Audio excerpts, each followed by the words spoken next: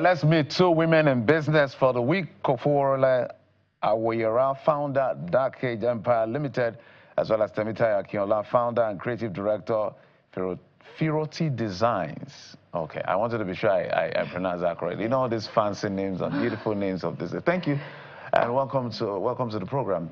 Thank you. Good morning. Thank you. Okay, so let's begin with you, Ms. Akinola, on what you do, and then I'll come to her, and then we'll contextualize your craft and the vocational things you put out and your advocacy. Okay. So I run a leather craft business that produces handmade unisex fashion accessories, shoes, belts, jewelries, all handmade from scratch here in Lagos, Nigeria. And I am also the co-founder of an NGO, the Antonia Foundation. So what we do is that we reach out to people in underserved communities that need skill acquisition. So I'm a strong believer of vocational rehabilitation, and I believe that a lot of problems can be solved when people are hands-on, especially in the area of skill acquisition. So that's my focus. That's quite interesting. Let's come to you. Okay, so I'm the founder of Dharkag Empire Limited. I like the way you pronounce it, Dharkag. Sounded like dark age. Exactly. So we're actually an agro-processing company that produces 100% naturally and locally cultivated raw herbs and spice. And actually, why we do all of this is to actually align with SDG goals 2, 3, and 12. So we have our products, we have spices, we have food products, and we also have catering service. So that's basically what we do. And I'm presently the president of Dharkag Care Initiative. So as someone with BSc in food science and technology, not only am I'm actually doing a business in my line, I'm also having, I also have an NGO that deals with health, well-being, and also nutrition. So finally we found someone that read it and is doing it in Nigeria. Before a doctor become an engineer become a banker. I know. Yeah, a friend of mine is an engineer, marine engineer, but he's a top banker, an investment banker right now. There's marine money in banking.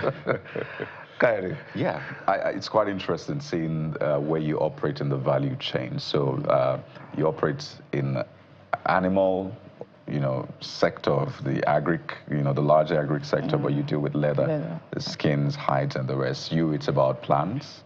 I imagine agricultural produce, exactly. But it's plants. It's beautiful how there's so much value. I mean, some deal in cattle, some deal in just basically transporting them, but you deal in leather.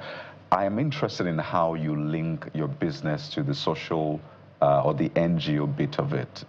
So there is your business that makes money, and there's also you trying to empower, people. So how does that really work? Is that something that also fuels your business? So once you get people that are skilled, maybe you're trying to empower people, and you see this one is skilled, you bring the person into your business and you sort of empower them continuously. I'm trying to look at how that is linked, because both of you seem to have that common thread. Okay. So my going into business in the first place was not something I planned.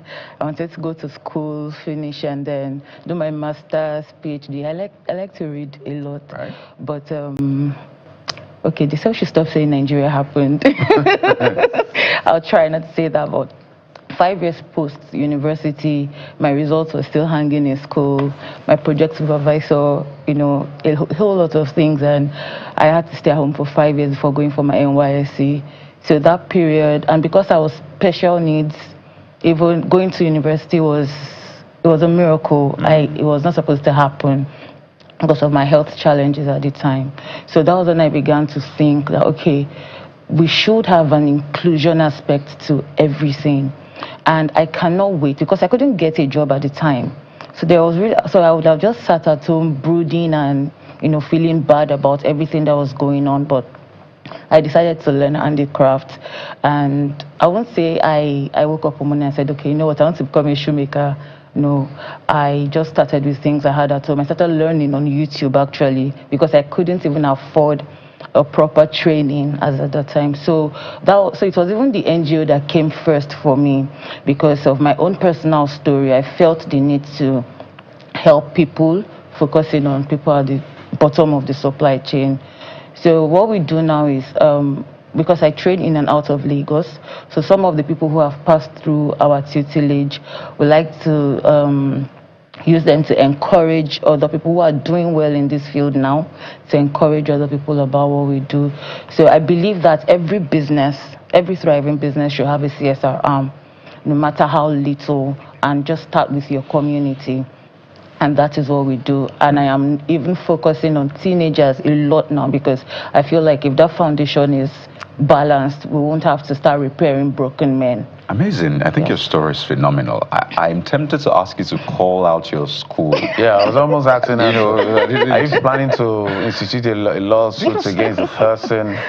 5 years. Yeah, 5 that years. is diabolical. I know. That's almost like village people kind of thing. Exactly. But it's beautiful how you turned that negative situation around, and it's who you are right now, what has made you. By the way, I love your outfit. Thank Maybe you. we'll talk about that after the show. But let me come to your story as well. You also have a similar thing. You have the business part, and then you have an NGO part. I love to hear that, because like people want to give back. But tell us your story. Was it 5 years or 6 years that your school withheld you? Okay, so my field, food science and technology, is actually 5 years. So while in school, I've always been the business type. Right. So I started with makeup. So from being a makeup artist and a product distributor for a brand, I went into making beads. From there, I started making shoes and bags. While you were in school? While I was in school. Because of the kind of university I went to, so we used to have summer breaks. So our summer breaks is always very long, like 3-4 months. So I don't like to stay at home, like just doing nothing. So I used to learn stuff. Private university? Yes. You know, the way private universities talk about their school is quite different. Call it summer break. We just call it long holiday or ASU strike. For Go on. So all those periods, I actually used my time to, learn more things.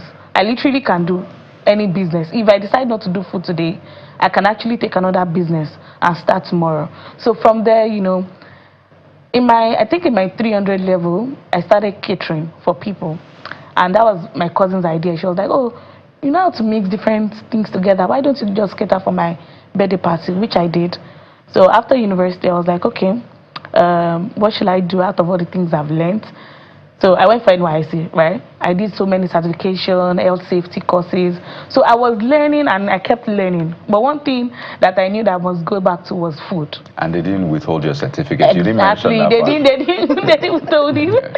So I actually went back, and there was actually a program by the UK AIDS, and they were actually teaching and training people about food, different sectors. I was like, let me quickly use my BSc certificate now, since I'm also in the line. So I started learning, I did my research, I went back to uni to see how people actually formulate some products. So I started creating my own recipe for my spices. So that's how the spices business started. It was just like, I think last year, I added other food products to it. So along the line, I've always been a giver, which is the truth. So I was like, okay, so if I'm a giver, why don't I just incorporate it under something that is mine to actually do it directly? So that's how we now created Dharkag Care Initiative. So normal me, before the NGO, I used to give people in my community things. If they come to meet me or they don't come, I will share rice, I will share gari, normal things that people should do. So I was like, okay, if I do it under my own personal name, it will not look strong. But if I create a brand that is standing on its own, it will make more sense to people. So I created the initiative. And from there, we've been able to, give awareness about health, well-being, and nutrition. So this year, we're actually going to a school that we're actually going to cater for their bags. These are schools that actually... It's a good move. Sorry, not trying to cut you, because there's a lot to talk about. Why I'm trying to come in is because... I grew up in the South, and living in Lagos, one of the things I found, I'm sorry to all our Lagos people, which is why you important. The quality of food we have in Lagos is very concerning. I mean, the organic food we have in Lagos. So if you haven't lived outside Lagos, you may not really appreciate what I'm saying. So many, you want to buy crayfish. I wanted to buy some on the island one day. You touch the crayfish, like it's painted, literally. Yeah, they know exactly what I'm talking about. The fruit is forced. The banana is not. What can we do to make Lagos people eat organic food? Because a lot of Lagosians think they're eating organic food. I'm sorry. They are not. Am I lying? You're not lying. That's the truth. So what do we do? It's actually very sad because I've actually realized that a lot of people, let me say Lagos, are actually doing things that they are not even, they are very bad. For instance, I myself, I went to the market one day. I went to buy I think it was egusi. So normal me, I would have blended it in the market. I don't know what happened to me that day. I was like, why don't I just go and blend it at home? So I carried it. If you see the amount of debt that was actually in this egusi, and this is something that they were actually milling in front of me to sell to people. And you know, they were milling it. You know, people, if I ask you now, you might not even know you are eating the egusi in your house, which that's the truth. But I saw it, I was like, wait, so that means I've actually been eating nonsense. So that was the like for me, I was just like, I just fought. So how do we solve that problem? Now, some foods are good, exactly. Some are not. Yeah. So for me, it's actually, you have to get a right plug in getting your food products. That's what I can say. You cannot do all. You cannot know all in the aspect of food. But there are some plugs out there. For instance, someone like me that deals with spices. We are 100% natural. We don't add anything. Because how will I add something and I'm actually preaching, oh, please don't be nutritional conscious. I'm going to be saying otherwise of what I'm preaching. So I preach and I also teach what I'm actually doing and using. Amazing. Thank you for whetting our appetite. Now I'm hungry all of a sudden because don't talk about egusi. I don't know. We'll find a way around. I'm also curious about your process, right? I imagine this conversation. You're looking at our shoes. You're looking at this and like, I should make something like this. That was the first thing, right? I look at when I see people. So what first? You talk about how lucrative this is because it's handmade, and I know handmade is no joke. It's not like you mass produce and you can put a little margin on it. So speak to us about your process. How long does it take to make the shoes? How do you get your raw materials? And how much demand do you get? And I think all of that will add to the lucrative bit of it. Okay, so my brand has the ready-to-wear and the bespoke. So for the ready-to-wear, I wouldn't say we mass produce as such because I've not started doing 5,000 units per month, but that's the goal. Wow. Yes. What do you do right now per month? I still do between 100 and 200. Wow. Yes. So I look forward to, Certainly. machinery, everything, and for the ready-to-wear. Then for the bespoke, we have the regular shoes that we make for people, and then we have the ones we make for people with special feet. So yeah, so those are like orthopedic shoes, amputees, and people who would usually tell you, oh, my shoe size is not in the market. Like no matter where I go, I never find my shoe size. I'll tell them, I have your size. Even if you weigh 50, I have your size. So those kind of people, we build even the sole and everything from scratch for them. So we do that via measurement. So we have customers who are not even in Nigeria. And then I'll just tell them, if you have a tape rule in your house, these are the areas I need you to measure. These are to take your foot measurements. And then once I get the accurate measurements, trust me, 98% of the time, it is usually a perfect fit. How lucrative? What's the average price of a shoe and how much? So our boots, ankle shoes like the one you have on, from 35,000. Then our slipper and sandals from 18,000. Yes. That's not bad. Okay, so as we begin to wind down, walk us through how you are overcoming the challenges of running a small business in this economy. I like to call it Tinubu's economy because, well, he's the president, so it's okay to say that. Because that's the whole idea. We are so proud that women are doing so much. Women do 4 businesses, 5 businesses. I know a woman who does like family 20 something. Let's not even go there. Family like 3 businesses. Family like 8 businesses on his own, depending on the number of children. So it's impeccable. So we're super proud of women and what you guys are doing. So how are you navigating? 30 seconds, 30 seconds. Okay, so for me, I would say that I'm actually a beneficiary of Tinubu's regime. So and that's because of my consistency and dedication to my work. Presently, I'm the National MSME of the Year, and that's not beans.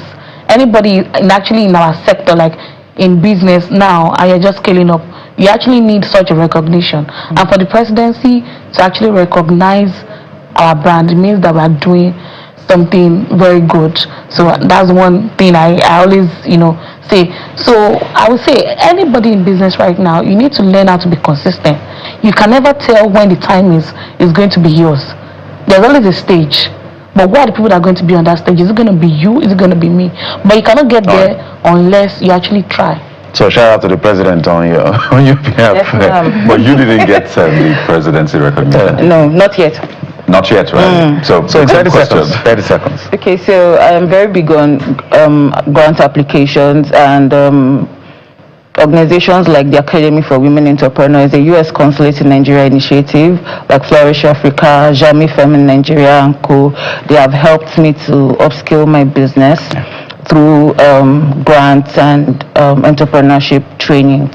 So yes, so that's where I get some of my business capital for that I used to set up. Yes. Fantastic. We're going to continue to talk with women like you who are shy. That's why we dedicated a day like this to celebrate and spotlight women doing great things within their small spaces. Kofoworola Awoyera, the founder of Dharkag Empire Limited. Yeah, I said it this time correctly. Also, Temitayo Akinola, founder and creative director of Firoti Designs. Thank you both for coming on the program. We appreciate you. Thank you. Thank you. All right, we will take just a very quick break and we'll come back to tell you what you've been talking about on X. Join us again.